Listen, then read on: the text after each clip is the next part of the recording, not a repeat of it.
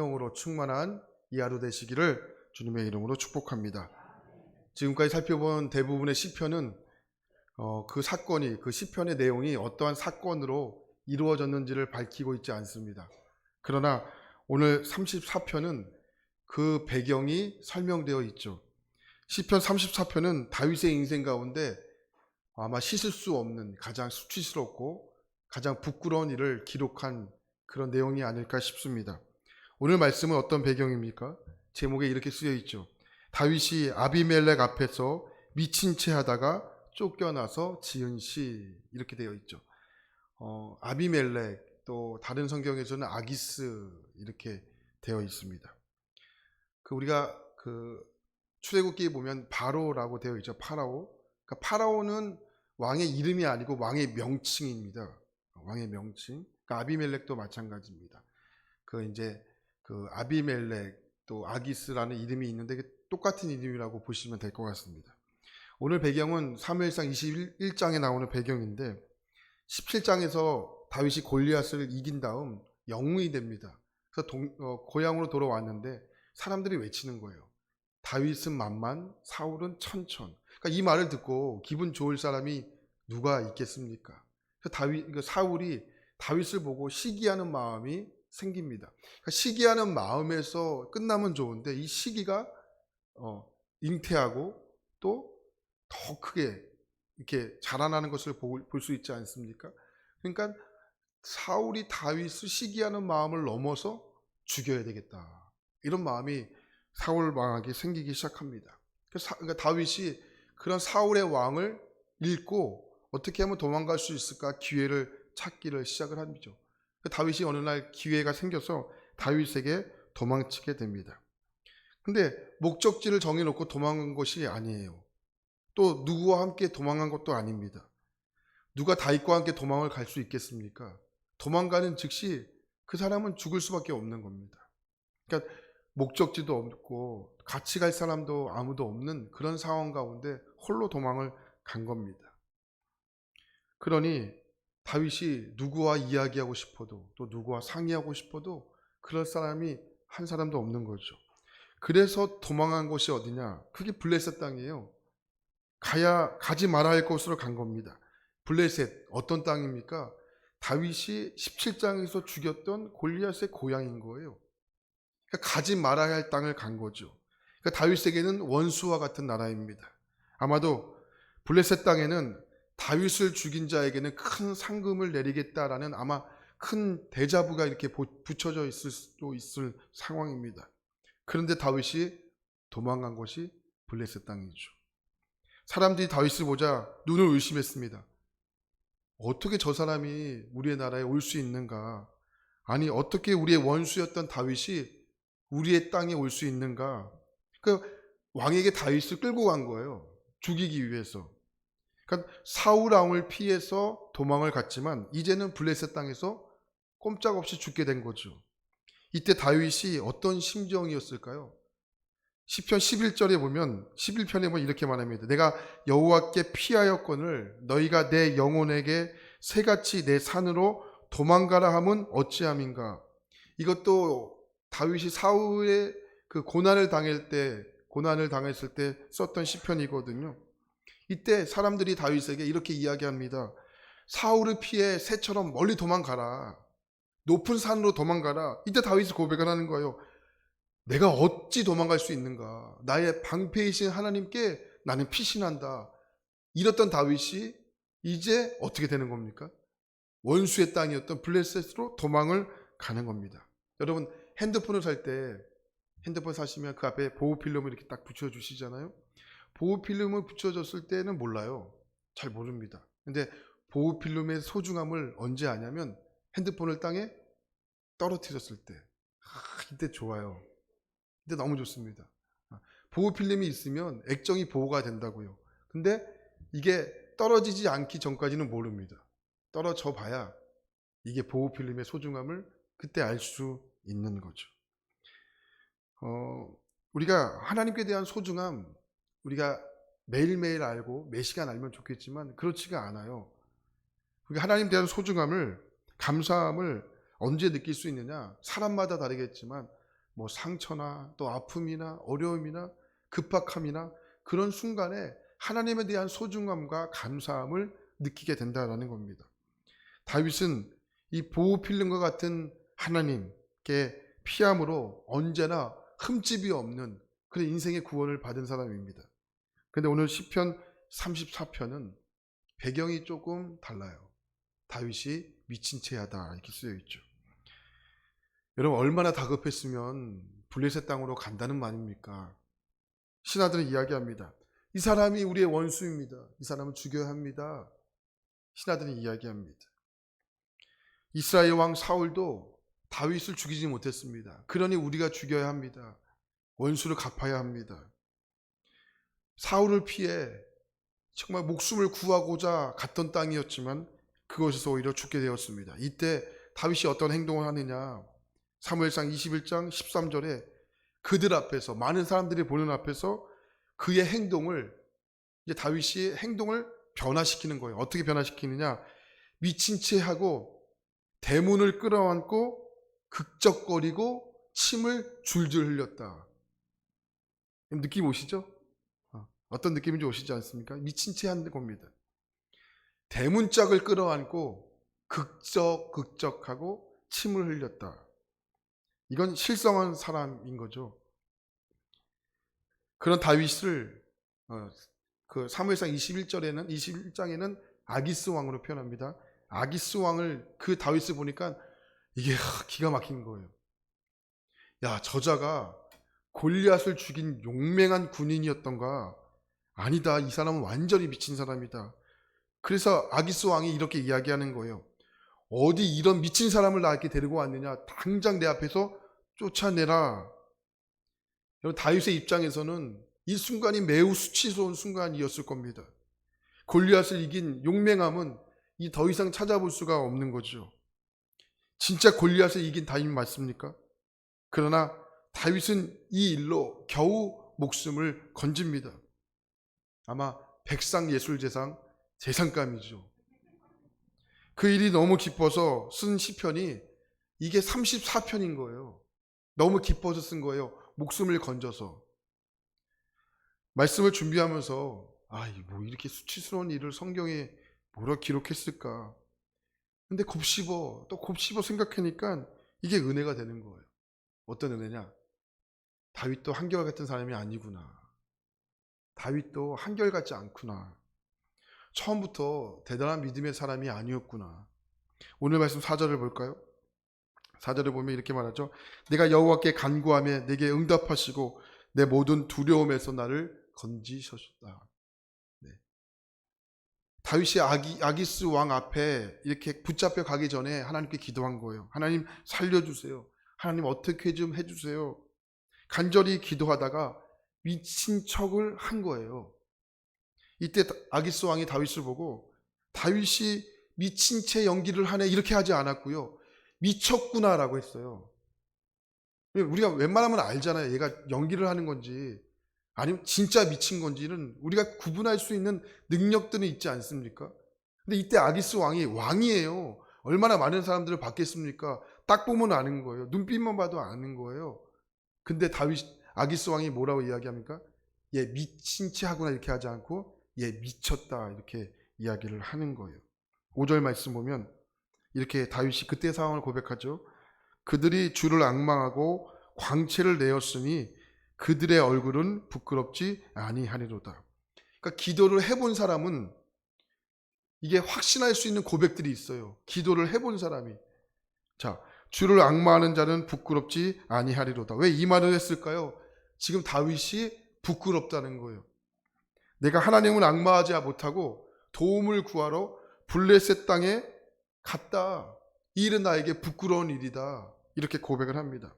주를 앙망하는 자는 언제나 얼굴에 빛이 났고 어떤 일을 있어도 부끄러움을 당하지 않았다. 늘 이것은 다윗이 이렇게 경험했던 일이었는데 다윗이 지금 너무 부끄러우니까 하나님께 5절 말씀으로 고백하는 겁니다. 하나님을 앙망하고 하나님께 피하는 자는 부끄럽지 않았는데 그러나 지금 나는 그 부끄러운 일에 수치를 당했다. 다윗이 5절에 고백을 하는 겁니다. 아마도 다윗이 이 사건으로 인해서 믿음이 엄청나게 성장했을 겁니다. 우리는 어떠한 계기로 믿음이 성장할 때가 있지 않습니까? 그러니까 처음부터요, 믿음이 충만한 사람은 한 사람도 없다는 거예요. 시간이 지나면서 많은 일들을 경험하면서 신앙은 성장하게 되어 있는 거죠. 이런 의미에서 우리 시편 34편에서 했던 고백을 한번 들어보십시오. 7절입니다. 여호와의 천사가 주를 경외하는 자를 둘러친 고로 그들을 건지시는도다. 8절. 너는 여호와의 선하심을 맛보아 알지어다. 그에게 피하는 자는 복이 있도다. 10절. 젊은 사자는 궁핍하여 줄일지라도 여호와를 찾는 자는 모든 좋은 것에 부족함이 없으리로다. 15절. 여호와의 눈은 의인을 향하시고 그의 귀는 그들의 부르짖음에 기울이시는도다. 18절. 여호와는 마음이 상한 자를 가까이 하시고 충심으로 통회하는 자를 구원하시는도다. 19절. 의인은 고난이 많으나 여호와께서 그의 모든 고난에서 건지시는도다. 점점점 믿음이 성장해 가는 거예요. 처음부터 믿음이 충천했던 사람은 없다고요. 아마 다윗이 이러한 상황을 경험하면서 느끼지 않았겠습니까? 무슨 일을 만나도 하나님께로만 피해야 되구나. 여러분 시편 34편은 다윗의 인생 가운데 초기에 있었던 사건이거든요. 초기에 있었던 사건입니다. 그러니까 다윗이 이 사건 이후로 시편들을 많이 기록하게 됩니다. 그래서 점점점 믿음의 성장해 가는 모습들을 보게 되는 거예요. 아, 하나님은 블레셋 땅에서도 또 유대 땅에서도 부르짖으면 그 소리를 들으시는구나. 믿음은 이런 상황을 지나면서 성장해 가는 겁니다. 이런 상황을 겪으면서 하나님을 경험하게 되는 것이죠. 한번 생각해 보십시오. 내 믿음이 그래도 이만큼 성장할 수 있는 길이 무엇인가? 저절로? 시간이 지나면서? 그렇지 않아요. 우리가 여러 가지 일들을 겪으면서 신앙은 한층 한층 성장해 나가는 것이라고요. 아마 우리의 인생 속에 여러 가지 일들을 겪으면서 말할 수 없는 일들을 겪으면서 아마 우리의 신앙은 이만큼 성장해 온 것이죠. 그래서 신앙이 그나마 성장하고 오늘 이 자리에 우리가 있기 때문에 그래도 하나님을 찾는 일들이 생기는 것입니다. 제가 그 수료목을 이제 인턴 과정을 끝나고 인천으로 이렇게 단독 목회를 처음으로 나왔어요. 인천 땅에 처음으로 오니까 뭐 연고지도 없었고 그리고 친척도 없었고 집도 없었고 여러 가지 일들이 없었어요. 그러니까 12월 31일까지 나가야 목사 안수를 받는 그런 시간들이었거든요. 그래서 수료목을 끝나고 단독 목회를 나가야 개척을 나가야 안수를 줬거든요. 그래서 결혼을 하고 제가 아내와 함께 이제 인천 땅으로 이제 단독을 나오게 되었습니다. 근데 참 감사한 것은 수료목 교회에서 했던 교회에서 주일날 오셔서 이렇게 예배를 같이 드려주셨던 여성교회들이 꽤 있었습니다. 그런데 서울에서 매주 인천으로 온다는 것이 그게 쉬운 일이 아니잖아요. 또 당연한 일도 아니었고, 그 당시 저희 아내는 이렇게 임신을 만삭으로 이렇게 하고 있었던 상황이었습니다. 그러니까 만삭을 하면서 교회에 이렇게 반주를 같이 하고 있었던 상황입니다. 근데 문제는, 그러니까 저는 임신을 안 해봐서 모르는데 임신을 하면 그렇게 화장실을 자주 가는 것 같아요. 그죠? 자주 가더라고요. 그러니까 반주할 때까지는 참은 것 같아요. 그러니까 반주 끝나고 또 이제 설교할 시간이 되면, 근데 이제 이렇게 아무도 없을 때가 있어요. 예배드리다 보면. 그럼 아내와 저와 단둘이 이렇게 예배 드리고 있어야 되는데, 그러면 이렇게 화장실이 급하니까 그래도 이렇게 조용조용히 나가요. 조용조용히 설교하는 도중에 조용조용히 나가요. 그럼 저는 설교를 해야 해요? 멈춰야 해요? 이게 어렵더라고요. 기다렸다가 해야 하는 건지 아니면 그냥 해야 하는 건지 이게 쉽지 않더라고요. 그때 마음 먹었어요. 이때는 더 크게 해야 된다. 그게 더 크게 했어요. 더 크게 이제 설교를 이제 하게 됐죠. 그리고 나서 이제 예배가 끝나면 그렇게 마음이 허전한 거예요. 서럽기도 하고. 그 교회 뒤에 이렇게 종이 딸랑딸랑 종이 달라 있었는데, 그러니까 예배 드리기 전에 요 앞에서 이렇게 기도하게 되면, 이렇게 기도하고 예배를 준비하게 음악을 틀어놓고 준비하게 되면 이게 사람인지라 자꾸 이렇게 뒤로 이렇게 돌아봐요. 누가 왔는지. 근데 문소리가 딸랑딸랑하면 저도 모르게 속도가 빨라져요. 막 이게 엄청 빠르게 이제 쳐다보게 되는 거죠. 근데 알고 봤더니 그게 바람 때문에 그런 거예요. 그때는 또 마음이 또 너무 서러운 거예요. 막 마음이 서럽고 막 그러면 예배 시간 끝나고 이제 아내와 마음의 서러움을 얘기하고 반주는 이제 좀 밝은 거 쳐라 막 이렇게 막 얘기하고 막 그랬던 것 같아요. 그러니까 어느 날 하루는 마음이 너무 서러워서 누구와 좀 이야기를 하고 싶은데 저 어렸을 때부터 이렇게 한 살 형인데 신앙생활을 같이 지금도 목회하고 계시는데 같이 꾸준하게 이렇게 하고 있는 형님이 계세요. 충주에서 목회하고 계시는데 그 형하고 이제 전화 통화도 자주 하고 또 만나기도 하고 또 이렇게 올라오기도 하고 이런 일들을 자주 교제를 합니다. 근데 그 형님은 이제 만날 일이 있었어요. 그래서 그 형님도 그때 단독 목회를 하고 있었고 저도 이제 단독 목회를 하고 있었고 그러니까 통하는 게 이제 있는 이야기들이 많잖아요.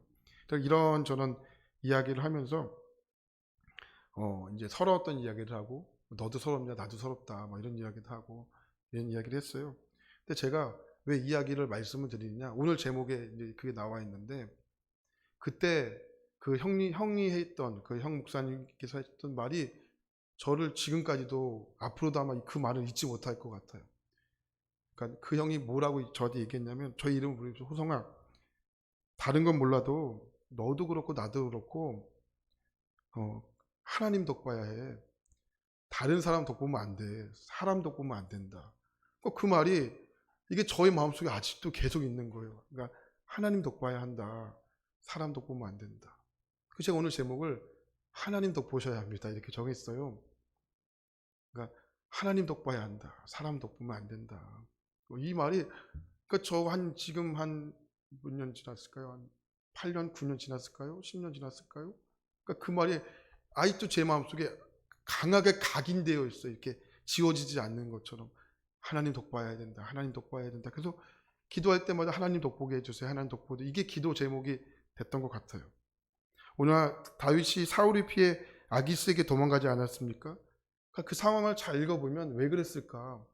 그러니까 아기스의 덕 보려고 했던 것 같아요. 아기스에게 어떻게 덕을 볼까? 어떤 덕을 볼 수 있을까? 그러니까 우리라고 여러분 별 볼 일 있겠습니까? 여러분들은 아기스에게 도망갈 일이 없으십니까? 근데 그렇게 도움을 구하러 블레셋 땅으로 내려갔는데 다윗이 맞이한 것은 수치였다고요. 부끄러움이었고 패배였습니다. 그래도 어떨 때는 잘 믿어지지 않지만 하나님을 우리가 피했을 때는 그래도 간증이 있었어요. 하나님께 피하면 간증이라도 있었습니다. 근데 다윗은 아기스의 덕을 보러 갔을 때 간증이 아니고 수치를 당했습니다. 물론 그 가운데 하나님에 대한 감사함도 있었죠.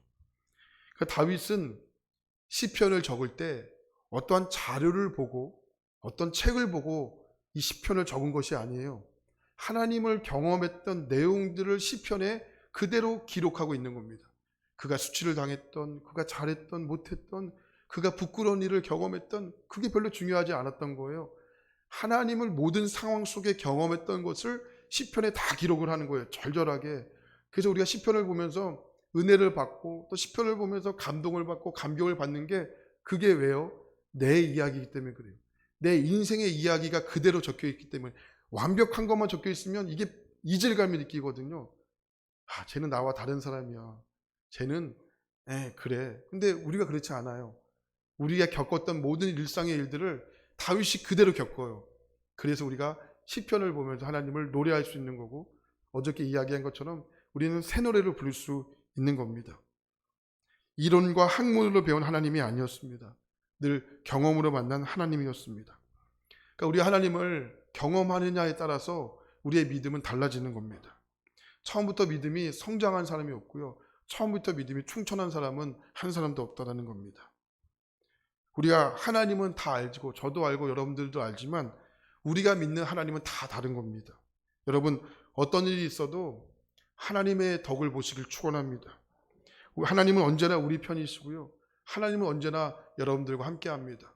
하나님의 또 다른 별명이 있습니다. 그 별명은 임마누엘입니다. 그 하나님 별명이세요. 그 임마누엘의 뜻이 뭡니까? 하나님은 우리와 함께 하신다. 이게 하나님 별명이세요. 하나님은 별명대로 이루어 가십니다.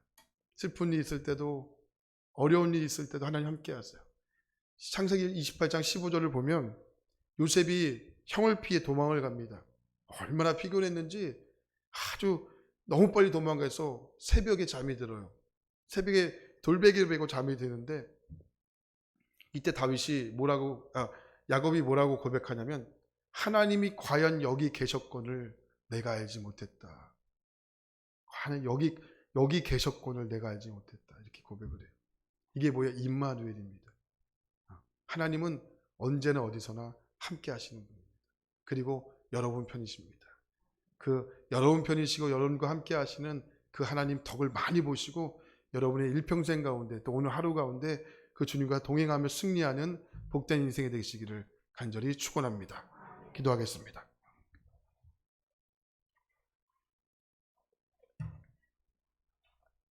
하나님 고맙습니다. 다윗이 사무엘상 21절에 아비멜렉에 도망가여 수치를 당하면서 하나님께 썼던 시편 34편입니다. 하나님 아버지, 다윗의 인생을 오늘 말씀을 찾아보니까 처음부터 믿음이 성장했던 사람은 아니었습니다. 그가 정말 아기스의 독을 보기 위해서 또 블레셋 땅으로 간 것 같고 또 그것에서 수치를 당함으로써 그때 하나님께 피하는 자 복이 있다. 다윗이 경험적으로 하나님을 알게 됩니다. 하나님, 오늘 우리도 혹여나 지금 현재 우리의 신앙이 낙심하고 주저앉아 있는 사람들이 계십니까? 하나님이 보이지 않는, 하나님이 아무리 불러도 부르짖어도 하나님 대답하지 않는 그런 답답한 상황에 있는 분 계십니까? 하나님 아버지, 그럼에도 불구하고 하나님을 찾는 것, 하나님을 이름을 부르는 것 쉬지 않기를 원합니다. 분명 그것을 통하여 우리의 믿음은 성장할 것입니다. 그것을 통하여 우리의 인생 가운데 간증거리가 풍부하게 될 것입니다. 하나님, 우리를 통하여 하나님 무한한 영광 받으실 겁니다. 하나님 아버지, 우리의 인생 가운데 충만한 은혜를 주옵소서. 다윗은 8절에 너희는 여호와의 선하심을 맛보아할지어다. 맛보아할지어다. 맛보면 아는 겁니다. 맛보는 자가 아는 겁니다. 하나님, 오늘 우리가 이 시간 우리 모두에게 하나님을 맛보는 기회를 허락하시고 하나님을 맛보아 우리가 이 세상 승리하며 넉넉하게 살아가는 오늘 하루가 되기를 원합니다. 근심, 걱정, 두려움의 콘센트를 뽑아 이제 하나님 앞에 콘센트를 꽂게 하셔서 그 하나님께서 주시는 그 놀라운 기쁨과 평안과 은혜가 우리에게 그대로 타고 돌아와 세상에 가지고 있었던 두려움과 염려를 하나님 이길 수 있는 하나님의 그 귀한 믿음을 우리가 다 다운로드 받아 하나님 오늘 하루도 승리하는 복된 인생 되게 하여 주시옵소서. 모든 것 주께 맡기며 감사드리며 살아계신 예수 그리스도의 이름으로 기도합니다. 아멘.